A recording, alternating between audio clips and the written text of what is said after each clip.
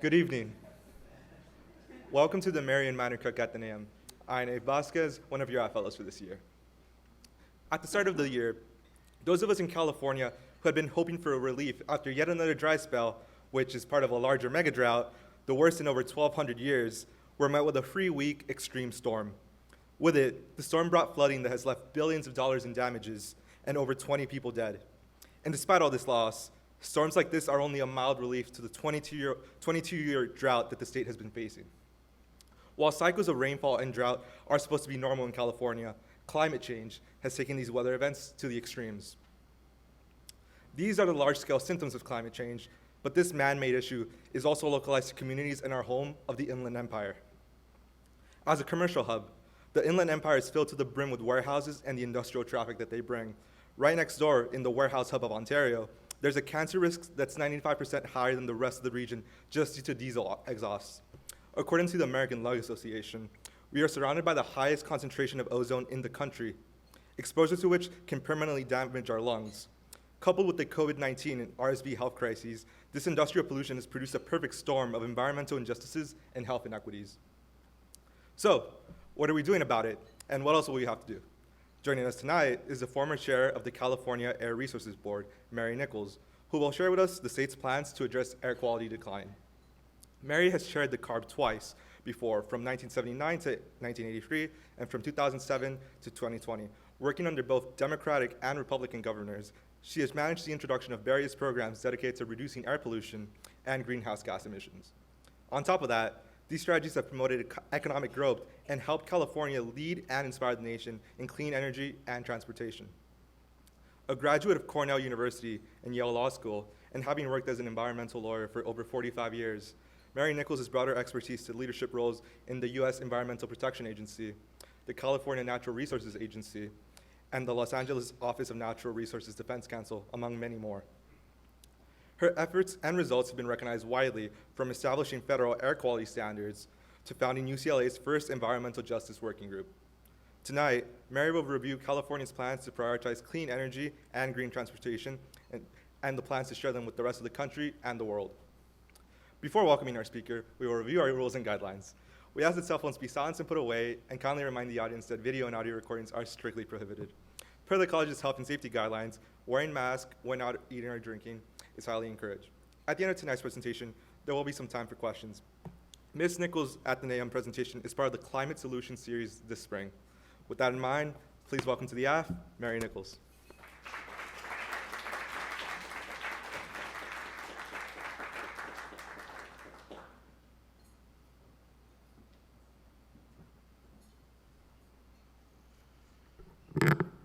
Thanks for that great introduction, and thank you for inviting me to be the kickoff for your climate solutions program that's going to extend well beyond me and bring a number of very prominent experts to this campus who can delve into a lot of specific aspects of it. My former boss, and still sometimes guru, Jerry Brown, used to say, the great thing about climate change is it forces everybody to work together. And it's a typically Jerry Brown approach to any problem, as you can imagine, which is to sort of give it a twist that's a little bit different from the way anybody else would have approached the issue. He was also famous for going around and lecturing people in many different places, whether they were asking for it or not, about how terrible the existential threat of climate change is, and how it was more important that we address this issue than anything else that we could possibly do. I, as the person who was charged by my job as chair of the Air Resources Board with being the implementer of California's climate policies, had to follow along behind and try to explain to people that although, yes, it was very bad, there really were things that we could do and were doing, and that they could all be involved, and it wasn't going to be the end of life as we know it. And that's actually the message that I'm here to convey this evening, which is that climate change is real, it's here, it's very bad, and it's not the end of the world as we know it, although it is true that the solutions that we are aware of, that we know about, become more expensive and more difficult the longer we take to start working on them, and that there needs to be a sense of scale, a perspective, both about the spatial and the time that it will take to achieve these results. So for those of you in this room who are students, but really for everybody, climate change is something that you will be living with and that you will be working on throughout your whole life and your whole career, whatever it is you decide to do, whether you're going to be a school teacher or you're going to be the person who stands on the corner with a placard that says you're all going to hell, or whether you're going to be working in a laboratory or in a plant that manufactures some new kind of technology solution that we don't even know exists yet, whether you're going to be a financier or a novelist, it's going to be part of the backdrop of whatever it is that you're doing. So how do we grapple with that fact? Well, my perspective is coming from that of a person who, as you've heard, is a lawyer by training and a policy implementer by profession. So basically, I have worked for the government at the state, local, federal level for most of my career, except when I was working as an advocate in a nonprofit environmental advocacy organization. And I came to that work out of the background of having gone to law school in the late 60s, really out of a desire to have, to be part of making social change happen. Although at that point, it was not because I was an environmentalist or knew something about wanting to become an environmental lawyer, because there was no environmental law when I went to law school. Literally, there were no statutes and no courses to teach you about environmental law at Yale Law School, which was then and still is one of the more advanced institutions that looks at, current events. What I was interested in was more in the realm of social reform, and especially women's rights and civil rights. I had worked as a student in the civil rights movement. I had been very much caught up in the change that was happening in those days, and I wanted to be a part of it. And it wasn't until after I got out of school, made my way to Southern California, saw the smog in the air, and had an opportunity to join a public interest law firm, that I suddenly discovered that I'd actually been an environmentalist all along. I just didn't know it. But my interest and my perspective on this comes from the idea that as a citizen, as a human, as a lawyer in my case, but as anybody who's a participant in their society, we all care about our own health. We all care about the air that we breathe for ourselves and for our families. If you're old enough to have children, then for the sake of your children or even your grandchildren. And so the question is, how does that get integrated into the fabric of everything else that we're doing? One of the things that has made California unique and made us such a leader globally is that as a state, we've used our economic clout, our our ability to attract investment and attention, including attention just because people all over the world are interested in what's happening in California. We're a place of attraction and interest. We've used it in a way that is designed to optimize our assets. And one of our assets is our climate in the small sense of the term, that people move here, as I did, in large part because they think it's a lovely place to live. And one of the reasons why they think it's a lovely place to live is that, you know, for many months of the year, you can go to the beach, you can hike in the mountains, you can ski, you can do things out of doors that are appealing, healthy, and have a quality of life that attracts people. Now, there's a lot of challenges to that. There always have been. You know, we hear a lot, and it's perfectly true, about how, you know, we got terrible problems with finding places for people to live. We've got structural economic disparities, a gap between the very rich and the very poor, with a large population of very poor people. We have problems, you know, funding and keeping up the quality of our K through 12 education systems.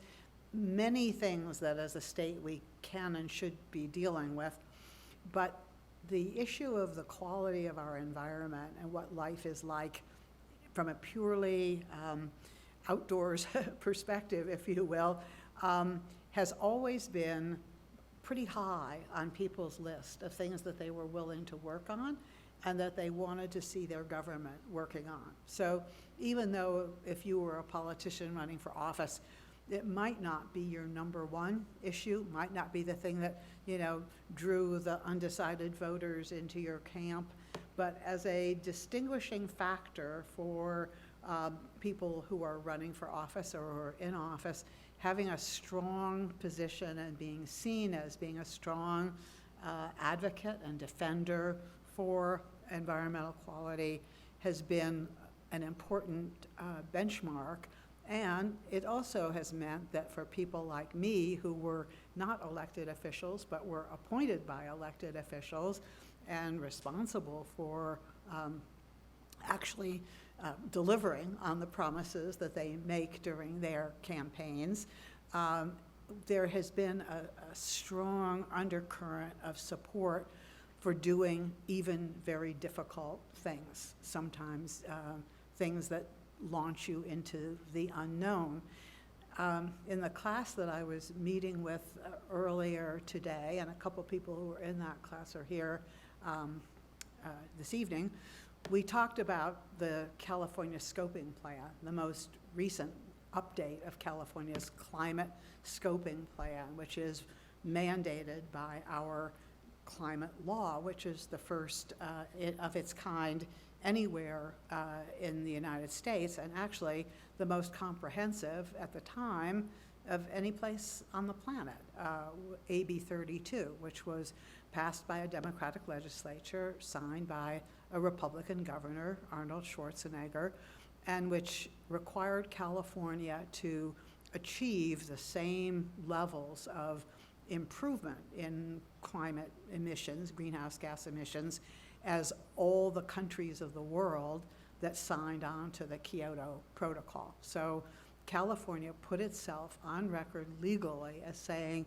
we would stand ourselves up against, you know, the nations of the world, Japan, Europe, et cetera, and we would be out there making the same kinds of changes, which is a pretty bold statement for a lot of reasons, one of which is that, you know, we're just one state out of the entire United States, and our emissions are actually slightly less than 1% of the total of all global emissions of greenhouse gases. The scoping plan is the tool for doing that. And I was the person who was on duty at the Air Resources Board at the time that we adopted the first scoping plan. I was brought in by Arnold Schwarzenegger, even though I had left office when he was elected in a recall election, which some of you will remember. He ran against the governor then, Gray Davis, over mainly issues about taxation, but it turned out that on this one issue, he was actually more aggressive than I think a lot of Democratic elected officials would have been. signing the legislation and then wanting to really see it implemented. So I came back at his request to do this first scoping plan and to be the person in charge of trying to make it happen.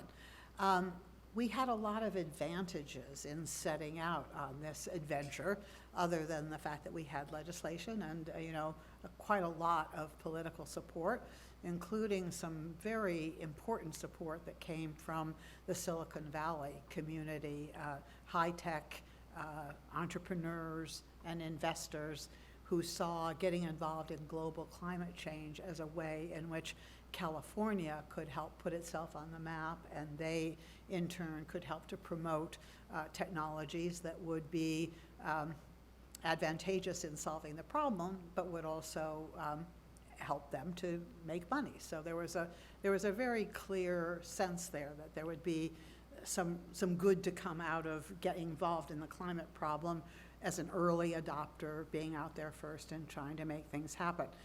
The legislature assigned the task of writing the plan to the Air Resources Board, which was my agency.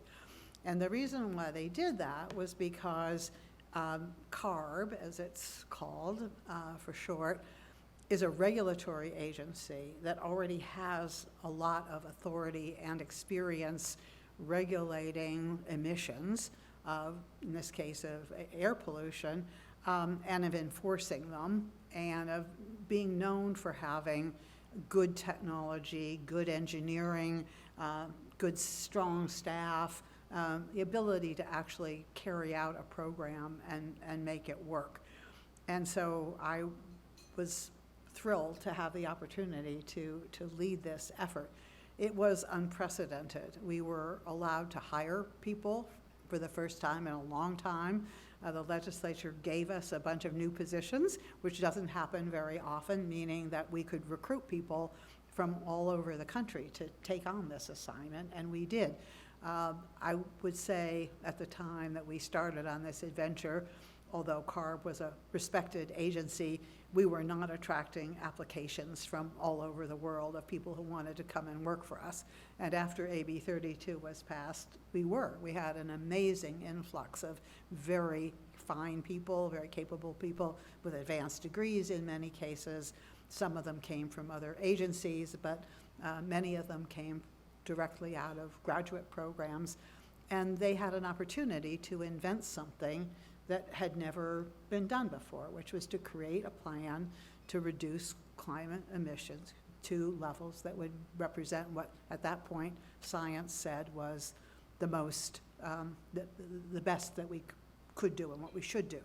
So we started out on this task in exactly the same way that we approached dealing with air pollution, and this was how we knew to think about things.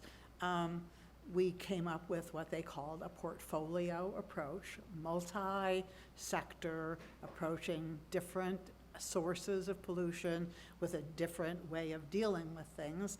And then to sort of cap it all off, we put into effect a market-based program called Cap and Trade, which was what the governor was most focused on, and actually the reason why he came to me and asked me to come and take this job in the first place is that I had had the opportunity when I was in the federal government at US EPA to carry out the country's first actual cap and trade program, which was the acid rain trading program, which Congress had created in the 1990 Clean Air Act amendments that covered all the utilities in the United States, put them under overall limit with allowances and trading possibilities, and ratcheted down the cap as a way to try to solve the problem of acid rain that was causing serious impacts in the lakes and forests in the eastern United States, but had requirements that went all the way out to the far west. All the electric utilities had to get together and find a way to reduce emissions, and they were allowed to do it by trading. That's a story for another day, but his vision of what he wanted to see in the in the scoping plan was that it needed to include a cap and trade program. The legislature, on the other hand, was quite suspicious about the whole idea of anything like a market-based program with trading involved. They didn't see how this was going to actually solve the problem. They saw it as being a way for polluters to just get away with continuing to pollute. And it also was very much opposed by the sort of newly emerging but quite influential environmental justice movement, which saw that if you were allowed to trade emissions among different big polluting facilities, there could be the potential that the facilities which were in their communities, and which were, you know, some of the oldest and dirtiest facilities, would be allowed to keep doing what they were doing, while other parts of the state would get the benefit of newer, cleaner investment. There's a lot of reasons why we ended up developing a program which I think showed that that was not true or didn't have to be true, but it was that was certainly the big concern at the time, and there was a lot of litigation around it as well. But the point of the sort of telling you all this background is that we did put the scoping plan together, and we did it the same way that we had developed previous plans for dealing with ozone, with smog, with sulfur oxides, other conventional air pollutants, which is to sort of look across the whole economy, the whole area, look at the target that you need to achieve to meet your goals. So how many tons can you actually allow to continue to be emitted, and then come up with plans to ratchet down everywhere you can, so that there is nobody who's exempt from being part of the solution, but you develop different approaches based on who are the biggest sources, who could afford to do the most to make things happen, and then how do you show that you actually are going to get the numbers to add up to get to where you need to go. That was the way that we dealt with the climate issue as well, because that was how we knew how to approach a big, complicated environmental problem. It also, I think, is no coincidence that the major sources of greenhouse gas emissions, not all are identical, but the biggest contributors are combustion of fossil fuels, either in our transportation system or in our electricity generating facilities. So the fact is that although we weren't dealing with exactly the same set of polluters, the set of emitters, it was pretty close, pretty much the same group of people, the same issues, only now we were coming at it from this other perspective, which is that we cared about fuel, we cared about fuel economy, and we had to develop some new tools for how to get there. It turned out that, you know, the air pollution approach had been phenomenally successful, not 100% successful, but over the course of years from 1990 on, we were getting steady improvement overall in the air quality in the state of California. And it made a difference. It made a visible difference. It made a difference in terms of health effects. And now, because we have had the ability to study these things and to follow and track some of these things, we actually know that we have prevented deaths. We've prevented heart attacks. We have improved longevity, improved the quality of life because of the measures that we took going back to the 70s, 80s, and 90s to deal with conventional air pollution. Now we had to apply the same kind of thinking, the same approach to a much larger and much more complicated problem. And that's what the scoping plan did and what it has continued to do. So it includes standards for motor vehicles other than just the conventional pollutants, but also dealing with carbon dioxide, which means we had to fight over whether we were regulating fuel economy, which legally a state is not allowed to do. Only the federal government can regulate fuel economy in vehicles. we had to fight over the cap and trade system and whether that was legitimate. And that battle wasn't really won, although that was one that industry was on the side of cap and trade. But the legislature finally agreed to a 2/3 vote, which we needed so it would avoid being treated like a tax, in part because they realized that there was revenue that could come in from this program that would help the state deal with some of its other priorities as well. We focused on carbon content of fuels, which we would never have been able to try to do before. We focused on renewable electricity, and this was a program that we didn't have the ability to carry out ourselves, but we worked with other agencies of state government to do.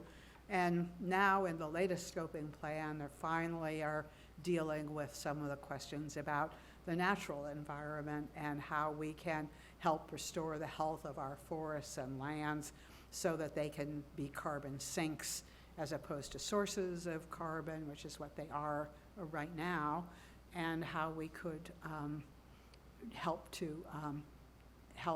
parts of our state that are more rural, not necessarily the ones that have a lot of heavy industry, but help them to be participants in the program and hopefully beneficiaries of investment to improve the overall health of their economies as well. So big, complicated program, now way beyond what CARB can do. So CARB put out the plan, but most of the pieces of it have to be implemented by the Public Utilities Commission, the Energy Commission, the Resources Agency, the Board of Forestry, Fish and Wildlife, across the board, and water, of course. Let's not forget about water. You'll be hearing more about that in another couple of weeks, I believe, from my friend and colleague Felicia Marcus, who was the head of the State Water Resources Control Board during much of this same period.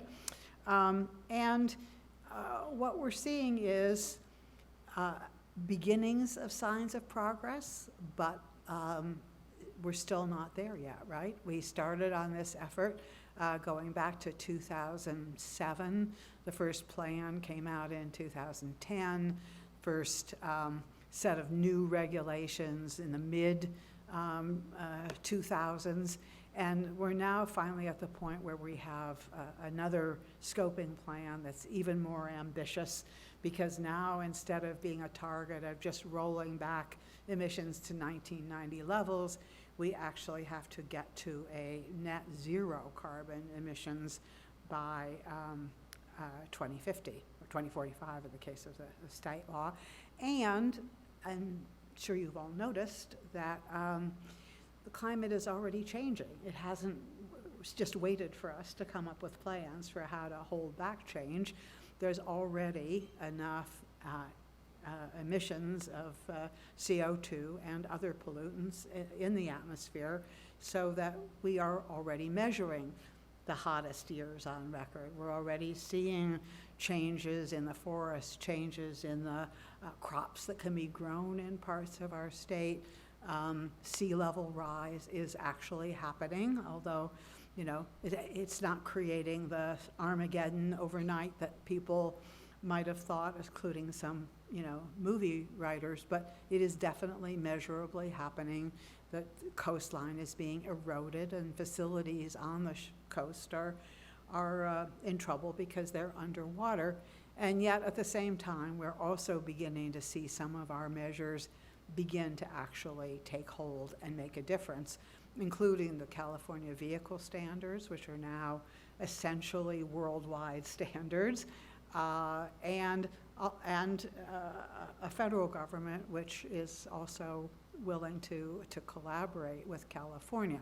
So my point about all of this, I guess, as I sort of come around full circle to where I started, is that you all are going to have an opportunity to participate in carrying this forward, but we know that we have both the technology and the ability as thinking humans to do something about it, and the political will although it may not be strong enough to like immediately adopt a national climate law, because it's a little more complicated than that, especially in a country that's so divided when it comes to where people live and what they see as changes that they're willing to be for. But at the same time, we are seeing that there were things that we can actually do.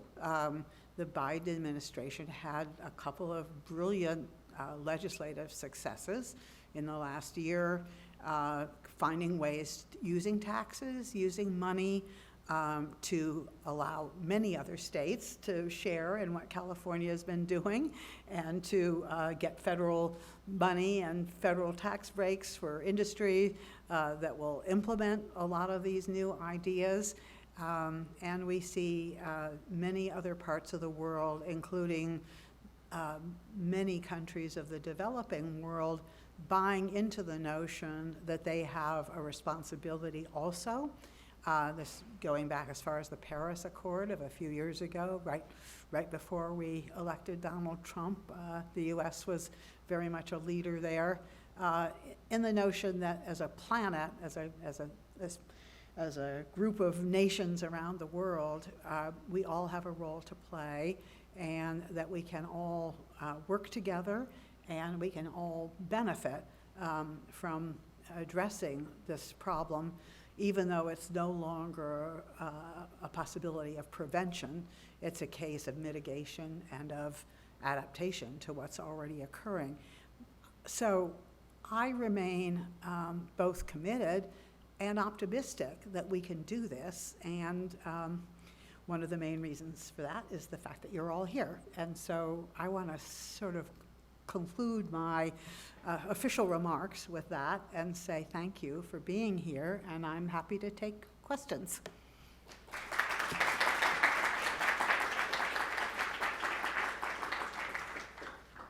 Somebody has a microphone, microphones right there.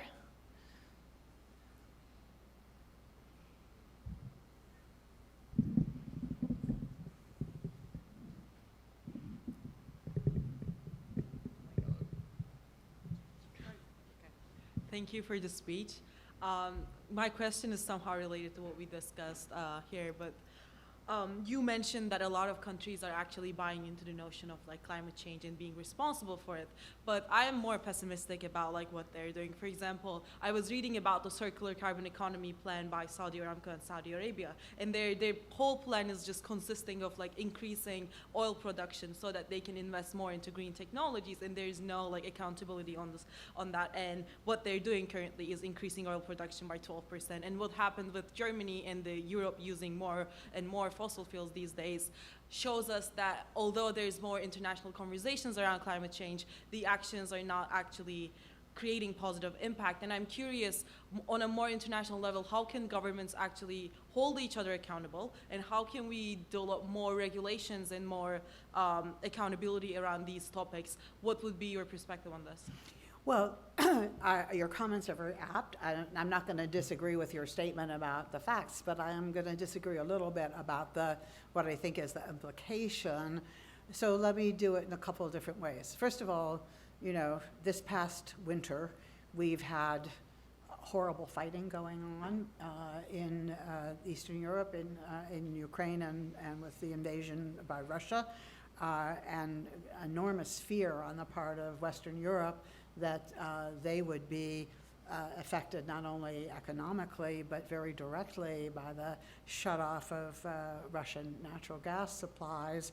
And so we saw in Germany and other places that there was sort of a pause in the forward momentum, and suddenly, at least for this winter, willingness to reopen coal plants or to not proceed with shutdown plans that they already had on the books.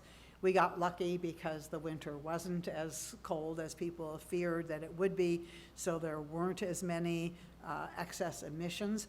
But to me, that's not that different from what we faced in California when we had the big recession in 2008 to 2010, when, as I think you're going to hear from your speaker next week, there was actually an initiative put on the ballot by oil companies that demanded that we stop the cap and trade program because we were having a recession and the unemployment rates were very high. And so they thought they could get a vote of the people to suspend the whole climate program. They did not succeed in that. In fact, the initiative was overwhelmingly rejected, mainly as a result of a very good campaign, which Tom Steyer was one of the architects of.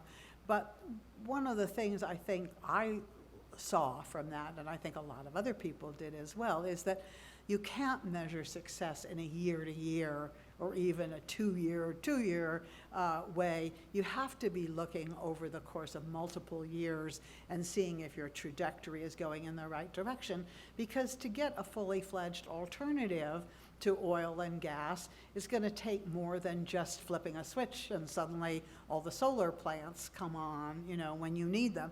You have to have the plants, you have to have the grid up to speed, you have to have people able to use the electric, et cetera. So all I'm saying about that is I don't view that as being anything more than a temporary setback, but one that also can teach a lesson about how much better off we all would have been if the Europeans had had more renewable energy plants online and ready to use, more storage, et cetera, than they do now.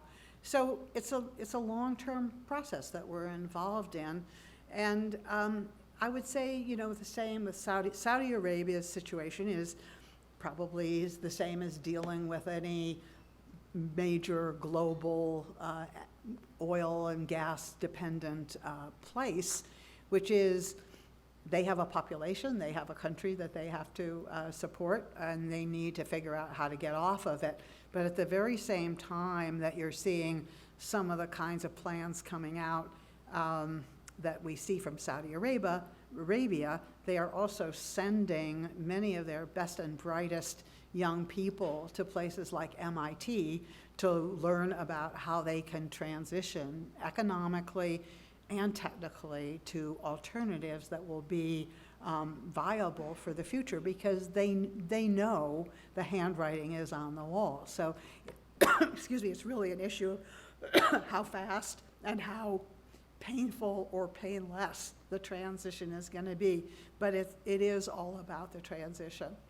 Thank you. Hi, thank you for your talk. My question is about the cap and trade type systems, and I'm wondering how effective they are compared to just establishing and enforcing standards with fines. Can somebody help me? Because I can't quite understand. Yeah, sorry, I was supposed to take off my mask, but then I forgot to do that, so I'll just repeat the question. I'm wondering how effective cap and trade systems are compared to just establishing standards and then enforcing them through fines. Yeah. Well, first of all, I do believe that you have to put a price on carbon some way or another. So the two big choices really are cap and trade or taxes. So in California, we chose a cap and trade approach versus taxes because politically there was no way we were going to get a carbon tax when we first started down this path. I think nowadays, if you were to raise the issue again, you might actually get a different result. I'm not sure. But we're now kind of bought into this cap and trade program, for more than a decade now. And so there's a lot of allowances out there. There are people who own the allowances. It would be hard to make the transition.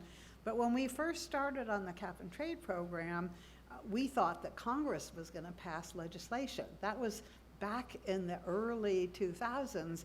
Everybody thought that there was going to be national climate legislation, and there actually was a bill, the Waxman-Markey bill, that passed the House, although it only passed with Democratic votes. There were no Republican votes, but it never even got taken up in the Senate because it was already too controversial at that point.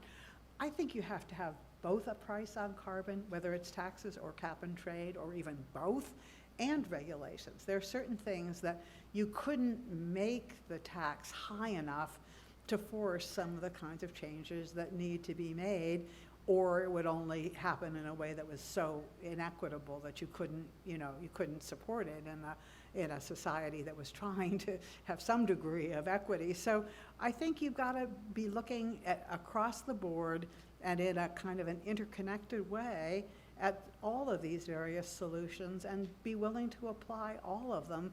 This is what makes, governing so interesting, although also so hard, is that you have to have people who know how to go about designing programs like this, as well as people who have the courage to get out there and, advocate for them. We've been very blessed in California by having a lot of expertise in our, not only in our agencies, but, in our universities, and people who are willing to come and volunteer and help actually design these programs, and a lot of political will to kind of keep going, even when there sometimes were bumps in the road.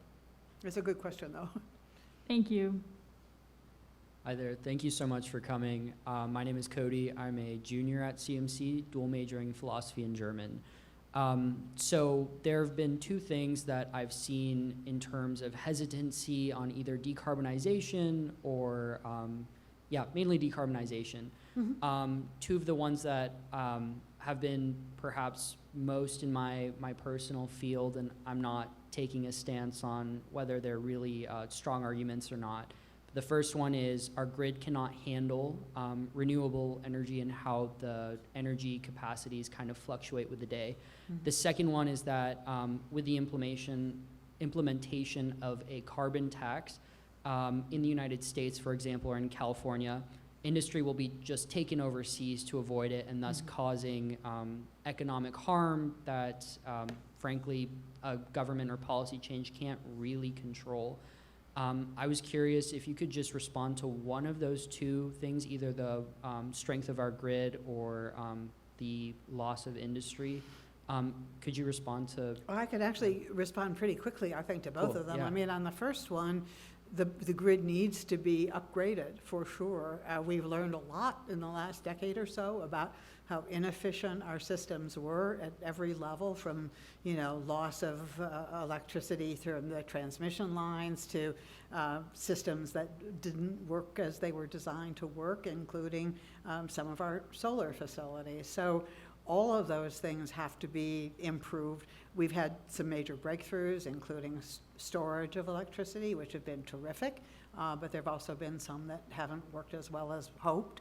And so you have to kind of keep working on all of them at the same time, using pricing, again, as one of the possible tools, so that, when we have a lot of excess solar at the times when the sun is shining, we have a way to store it. One of the ways we know you can store excess electricity is in the batteries of electric cars. That means that you have to have electric cars that can accept it, and that then will be able to give back electricity when needed. So you've got to kind of optimize a lot of different systems, and all of this cuts across many different agencies, state, local, different jurisdictions, getting everybody to work together, as Jerry Brown once said. As far as the border effects or the economic effects of doing things in just one jurisdiction, again, I think you have to be careful, right? I mean, California does have a lot of clout because of the size of our economy. We also have already a very efficient economy compared to a lot of other places, which is to our advantage. But if we ever want to build any buildings and we want to use cement, we got to get it from somewhere, right? And so there has to be an ability to use either taxes or what they call border adjustments, which somehow amount to the same thing, or come up with substitutes, so that we have low carbon cement. These are sort of a variety of different tools that could be used. And the question is, how do we insist on getting what we need and then push in the right direction? And I think that requires, again, sort of using whatever tools that we have in the toolbox, whether it's the investments that come from our state pension funds, or whether it's our procurement for all the things that we buy, or whether it's laws that are enforced, or whether it's just leadership and working together with others. Increasingly, those countries and those states that are progressive, moving forward on these issues, are working together on some of these issues too. And we've already got, instead of just California having electric vehicle mandates, we now have 14 states that have them because they follow the California rules. And I think there's going to be a period where a lot more of that happens as well. Awesome. Thanks. Thank you so much. Thank you. Hi, my name is Claire. I'm a senior at CMC majoring in international relations and economics. My question is, I was looking at the scoping plan and it mentioned how it's going to largely reduce the traveled miles. I'm wondering, since it seems like it's impacting most the people who are commuting to workplaces, at least here in LA, that's how it works. And especially those people who are from low-income families, I wonder how do we deal with the economic disruption coming along with the scoping plan, and also how do we deal with the environmental injustice problem? Well, there's sort of two different pieces of that, I think, but a lot of it comes back to housing policy and the willingness to build new housing in places that are near where people are. This is a complicated, difficult issue because, as I've seen in Los Angeles, sometimes when developers try to go into low-income communities and develop new housing, they're either accused of, or they really are helping to facilitate, a change in the neighborhood, which means that some of the people who live there now might not be able to afford to live there.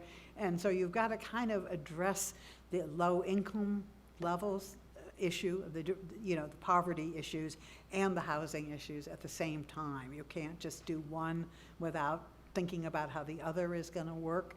But I think one of the things we do know is that very poor people are not the ones who are doing most of the driving and driving most of the emissions.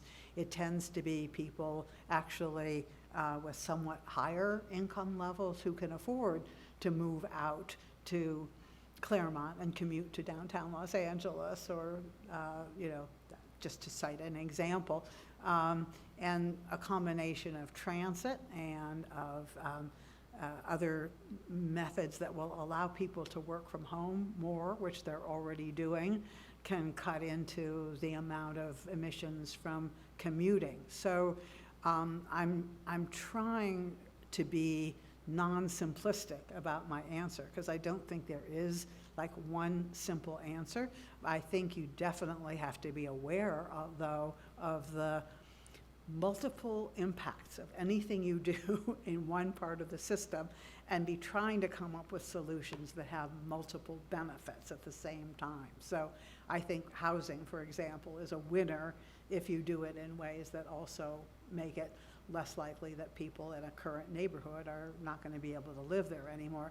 But right now, for many, many reasons, we just need to build a lot of housing in California, and it could be housing that was all electric and all solar and all using efficient materials. And so, you'd have multiple benefits, including the fact that more people could live here, who we would like to have live here and be able to work here. Thank you.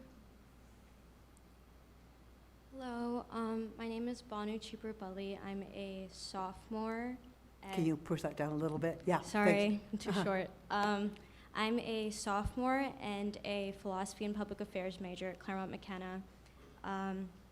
And personally, for me, cap and trade is revolutionary. I think especially for younger generations, we see climate change as a result of the systems we're living with, and why our gap from the natural and lived world is so wide now. And so I guess my question for you, with quoting Jerry Brown and prioritizing working together, newer generations have this distrust, understandably, of the systems we live in. I think Cody kind of touched on that. I don't know a lot about the grid or electrical facilities, but our governing systems and our economic systems are at this point promoting a clearly unsustainable means of living. And so in terms of just your work with advocacy and also your experience even maybe promoting or advocating for cap and trade in the legislature, how do you see how do you see intergenerational cooperation, especially with something as,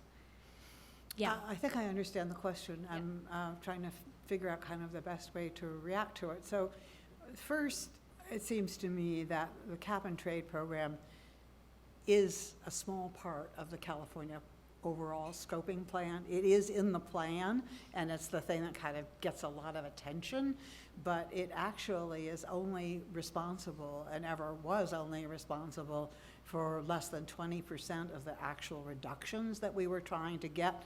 It was a way, though, of making sure that all big emitters, all the largest emitters in the state, were under a cap, and that whole group was collectively reducing their emissions overall. But it's remained a pretty small program because although I think now that the legislature has accepted it, they would like to have the allowances worth a lot more money, and they'd like to have, more revenue coming in from the program.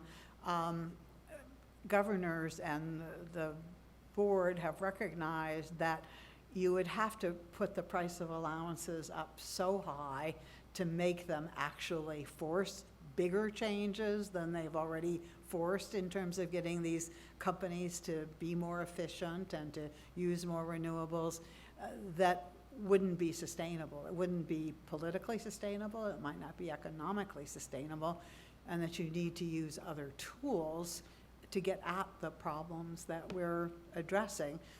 Intergenerational equity being one of them. The California tax system is inherently unfair in this regard and really does need to be fixed. Proposition 13, just to cite sort of the biggest example that's embedded in our system right now, advantages people like me who are old and own houses at the expense of people who are young and would like to buy houses. It's just, it is baked into the system, and I think that's a place where we need to be focusing to make the changes happen for the sake of our state as a whole, as well as using the climate as part of the rationale for why we might want to do that. Hi, my name is George. I'm a sophomore at CMC studying politics, philosophy, and economics and public policy. Thanks so much for your talk. My question was, you mentioned the sort of briefly the Trump presidency, and you talked earlier, I think, about the tailpipe standards in California. So I'm wondering, how can California sort of, assuming that every now and then there will be a president who is extremely hostile to the actions that we've taken in our state, how can we sort of continue to work within the national environment, and do you see that as a major issue going forward? Sure. Well, every governor from Ronald Reagan on that I know of, no, every governor since I've lived in California, okay, let's go back to 1971, has fought for California to have the right to set its own standards. We started with it before the federal government did under the Clean Air Act, and we've maintained our position that this is in the Clean Air Act, and it has to stay in the Clean Air Act, and that EPA has to honor it and give us the approvals that we need to go forward with our own stricter standards. So whenever there's been a difference in parties and California was being blocked by the federal government, we've gone to court. And we have won in court all the time, and we've also won politically at the end of the day. And now, because we have more states that are supporting us, I think we're more likely to be able to maintain that particular right, which is pretty fundamental to California's ability to do anything, as I suggested. Really growing out of our clean air programs is our climate program as well. If anything, I think the situation has improved because of the fact that the auto industry as a whole came around to the view that we were right and that they didn't want to see a movement backwards, that once California had adopted our standards, which included mandates for zero emission vehicles, they started complying with them because we're a big enough market for them to do that. Other countries were following us or independently moving on their own, and that by trying to sort of help the auto industry by trying to block the California standards when California was clearly not about to agree to that, the Trump administration actually was hurting the industry in terms of their ability to follow through on the plans that they were already making. So that battle has been won with respect to electric vehicles. The industry is already well down the road of producing the kind of cars that we always hoped that they would. That isn't always true for everything, of course. In terms of environmental regulations even, there are probably other, I know there are other areas where the federal government could do more to either help or hurt California. But as long as California doesn't depend on federal funding to do things, I think, you know, that balance between California's ability to lead and the federal government's need to kind of maintain a national program that can work. The state-federal relationship can work. Thank you. First of all, thank you, Ms. Nichols, for joining our class discussion today and this talk. I'm Andy. I'm a CMC junior, majoring in econ and international relations. So one of my questions is, as of now, the mainstream renewable, resources, for example, wind, solar, they are all non-dispatchable. And in order for us to, to sort of like even out, the demand and supply side of electricity, we need breakthroughs in storage technology and cost reductions. So my question is, what are your thoughts on, like low carbon emitting technologies that we have now for example, nuclear power? Mm-hmm. And the controversy, both, with national security, but also, like in potential environmental hazards. So what are your thoughts on that? So California right now gets a very small share of its electricity from nuclear. The big Southern California plant that was built in the early 70s at San Onofre has been closed for a long time. Diablo Canyon was going to close. Its operators thought it was uneconomic and they weren't going to try to get it relicensed under federal law. But this past year in the legislature, the governor asked the legislature to pass a bill that would require the plant to stay in operation, and PG&E agreed to that. I don't think that they intend that to last forever. They intend it to last for a few years while we solve some of these other problems about having an adequate supply of renewables that will match up with each other and a grid that will enable that to be dispatched. And it's the same thing with our existing natural gas plants. As long as they are used as just peaking plants when you absolutely don't have enough electricity on the grid, that's a lot less of a problem, a lot less of an issue than it was when they were being operated continuously as baseload plants. And I think people are now maybe beginning to understand more of the issue there, that there's a timing issue, there's a peak load issue, and that we have to kind of solve for all of those at once. But there's also a new generation of technology coming along in the nuclear area. California will probably not be a leader in that respect, mainly because we have a law on the books that was passed by a vote of the people that said that you can't site any new nuclear plants unless there's a certified solution to the waste problem, what to do with the spent nuclear rods, and that has never happened. So it would take something pretty powerful by way of an illustration of a kind of technology that would be much smaller, more flexible, easy to site, et cetera, to overcome that way of thinking. But, you know, given the passage of time and people's interest in low-carbon solutions, I don't think it's out of the question. I just think it's less, you know, it's not kind of at the top of mind at the moment. Thank you. Thank you for your insightful talk. This is kind of a following up question from Clara's question. I'm wondering, like, there's many districts in California, and it's clear that there's a inequality in development between all these districts. As you mentioned earlier, like the environmental law and like progress in environmental law have gathered more support from like entrepreneurs from Silicon Valley. And I'm just wondering, and I know this is an intertwined question that like many departments, like housing department, tax department are involved, but I'm wondering from your perspective of like your personal experience and your agency, would you mind sharing some of your concern about like striking a balance about like inequality in development, specifically in California, and you know, achieving more environmental progress?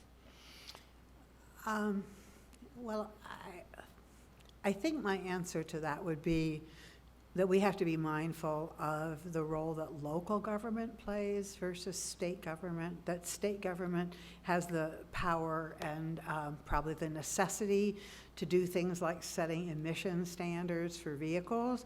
But when it comes to land use decisions, it's very much embedded in our system that the decisions are made at the local level. And when the state tries to intervene and sort of tell local governments what they have to build when and how much and so forth, it tends to go badly politically and legally. And so finding ways to get local governments to want to participate in the environmental protection, which can involve things like subsidies or technical assistance, is really necessary to make all of this stuff work. You know, I am an urban person, but I also have had quite a bit of experience with the places in our state that are very rural, and I understand that they have a different way of thinking about a lot of these issues. And I've seen over the years, for example, we've had multiple bond acts on the ballot to support the state's ability to build parks or to provide for more open space areas to protect nature. And those measures are always voted for by the people in the cities, and they're always defeated in the rural areas, even though the rural areas are the ones where most of the money is going to get spent and that are probably the biggest beneficiaries of it. As a matter of sort of basic belief, they don't want to see the state coming in and buying land or doing things, you know, in their counties. And so you have to work through a kind of a negotiation process at the end of the day to get those areas to see that there's something in it for them and be able to find it acceptable to have that, whatever the change is happening in their communities. I used to say, and I still actually believe, that one of the reasons why California is a good place to pioneer climate policy is that every issue of red states versus blue states and rural versus urban that we have in the United States actually exists in California.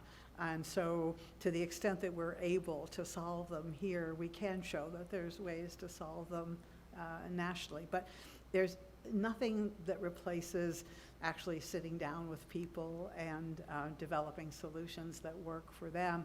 One of the things that California has done, and it's not maybe so well known, is to create a kind of state agency called a conservancy, a state conservancy, where the legislature would create a body that included local representation as well as a state and private, and put a small amount of money into providing them with, operating expenses, so they would have like one person working for them, but then all the other things that they did, they had to raise money for from local governments and the private sector.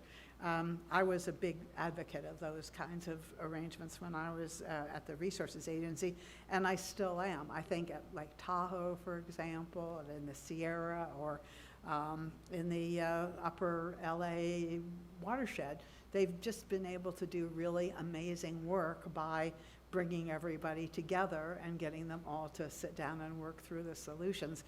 And we have to do a lot of that. Thank you.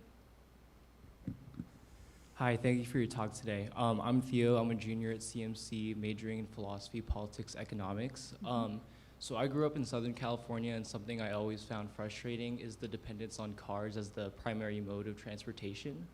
And I'm kind of curious, I want to know like how your work with climate legislation in the past has interacted with transportation policy, and how you view the future of transportation in California. I know we talked a bit about electric vehicles, but I'm curious to hear your thoughts on multi-modalities of like transportation in California. Well, I mean, I don't think this is one of our great success stories, really. Transportation policy, flows upwards, basically, from the locals through the state to the federal government, and historically, money flowed down from the federal government through the state that allocated it in accordance with what local governments wanted, and local governments very seldom wanted to do anything other than build roads or widen roads or make it easier for cars to move around. That's changed some as the population has, more and more become urban, and we have more of our residents, and especially younger residents, who want to live in more walkable, bike-friendly communities. But it still hasn't been enough to, reverse the many, many years of investments in things that make it almost too difficult to try to move around if you don't have a car. Air Resources Board built a new Southern California headquarters out in Riverside on land that we got from the University of California, Riverside, for zero cost. And when I first went out there, I thought, well, I can take a train from Union Station out to Riverside, which is true, but it stops in downtown Riverside. It does not go out to where the ARB's laboratory is. And we found out from the MTA that they weren't unwilling to consider extending the line and putting in a stop just for that end of the campus. And we are bringing a lot of workers out there, but they weren't about to do it until they got a whole new allocation of money and a whole lot more political pressure than they had, to extend the line. And I don't think it's happening anytime soon. So I don't, as I say, I don't think we've succeeded in persuading people that a network of interurban, transport is going to be the answer. But there are some signs of progress in terms of private operators of very low emission buses, for example, providing service that goes from one city or one area to another. There's a lot of that has now sprung up in the Northeast, and I think it's going to also start to happen here as well. Thank you. Okay. Hi, my name is Brenna Bell. I am a sophomore at Claremont McKenna, majoring in environment, economics, and politics with a sequence in data science. I had two questions, if that's okay. I'll start on the first one. So the first one has to do with two books I read, and it kind of touches on what you were talking about beforehand. One of them is California Greenin' by David Fogel, and then the other one is by Kenneth Miller, The Texas versus California. And the California Greenin' book kind of talks about how the environment didn't used to be such a bipartisan issue, how regardless of what party you voted for, like Republicans were also helping to make this happen. But in the early 2000s and around that time and area, it became very much a political party issue rather than human issue. And going back to Kenneth Miller's book about California versus Texas, they both came from very similar environments and situations originally, but then both diverged in very opposite ways, even though they could have gone either way. So I'm wondering, like, because you talked about in an earlier question how California managed to do that between urban and suburban areas, like, what do you think needs to happen, or what do people need to focus on for this to become less of a bipartisan issue and more of a human issue? Well, I think at the local level, environmental protection more often is a bipartisan or a nonpartisan issue, at least when it comes to, you know, protecting certain areas that people hold dear. On the sort of straight regulatory side, where it gets to be a battle over things like, you know, what are going to be the standards that are going to be applicable to a refinery in your area, things do break down, but not always along partisan lines. Oftentimes you see organized labor, which is, you know, tends to support Democrats in elections, but being very opposed to anything that they think might possibly cause jobs, and they're very prone to listen to whatever the big company says versus believing me if I come in and say, no, that's not really what's going to happen. So I don't think it's as clear cut as just being partisan. I think it's more like whether people believe that there are solutions and they trust that they're going to work in an economically sensible way. Yeah.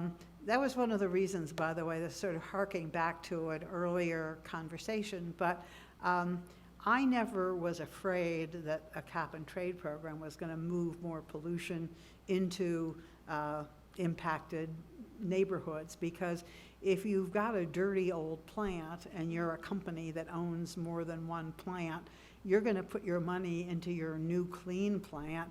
If you have to make changes or shut something down, you're not going to shut down your new clean efficient plant. You're going to shut down the old dirty plant because it costs more to operate, even if it is also, you know, having terrible impacts on the immediate community. And that is pretty much the way things have turned out in California, where, you know, we have lost, quote unquote, 2 refineries that just plain shut down, and 2 that have converted completely from processing oil to creating renewable fuel for aviation. So I think you have to have some willingness to kind of look at the economic system and see what actually works.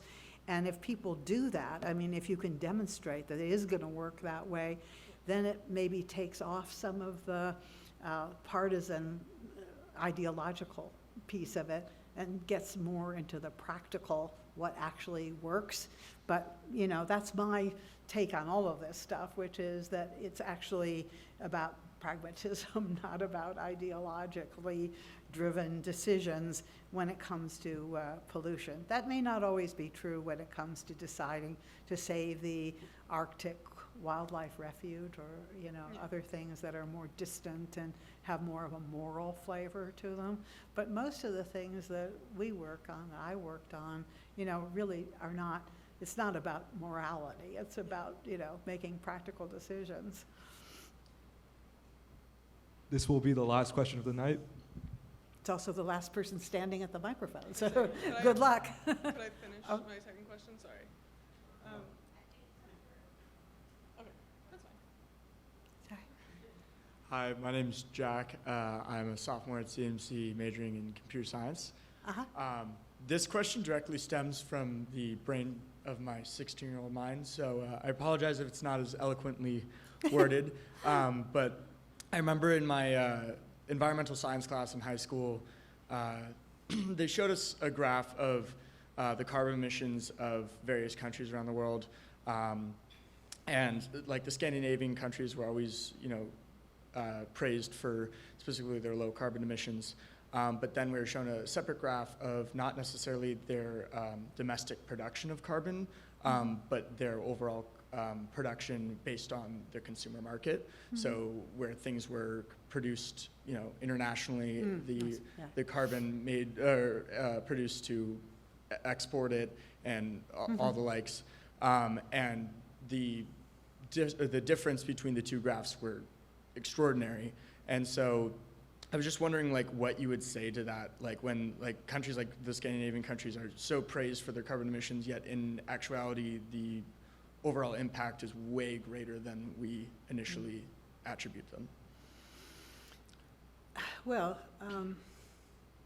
first of all, just as far as California is concerned, I think we did something that was not recognized as important, as being as important as it was when we first passed the climate legislation back in 2006, which is that we didn't just take responsibility for emissions that were generated inside our state.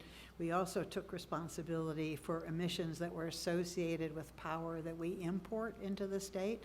And so California's reach with respect to the entire western United States is actually much, much greater than people realize, because, you know, Wyoming does a lot better if they send us wind power than they do if they try to sell us more oil-generated electricity, just by way of example. And I think that is important, that you have to take responsibility for what you're causing to be emitted, even if you're not personally doing it. That was always China's argument about why they couldn't possibly, you know, peak their emissions earlier than, at one point, I think they were saying 2050, because all of their emissions came from factories that were building stuff that people in the US and other parts of the West were buying. So they weren't doing this for their own sake. They were doing this in service of, you know, other places that were getting all those products that they were making using coal, et cetera. So they've come around on that particular point for a couple of reasons, one of which is that their own population turned against coal and in favor of renewables, and also because they recognized internationally, as they're trying to be a global leader, especially in the developing world, that they had to be able to show that they were cleaning up their own act at home as well. In the long run, you know, ideas like cradle to grave and circular economy are kind of essential to making all of this work. And I think that's where eventually we'll end up, but we first have to develop we have to develop the analytical tools to actually do that correctly, and then we have to come up with some mechanisms that will get other countries and other places to recognize that they have to do that, and that's a work that you could do. You could get out there and work on that. Thank you. Thank you. That's it. Okay, thank you. Thank you to Mary Nichols for her insights tonight. Thank you to the audience for your awesome questions. We hope to see you again at the F soon. Good night.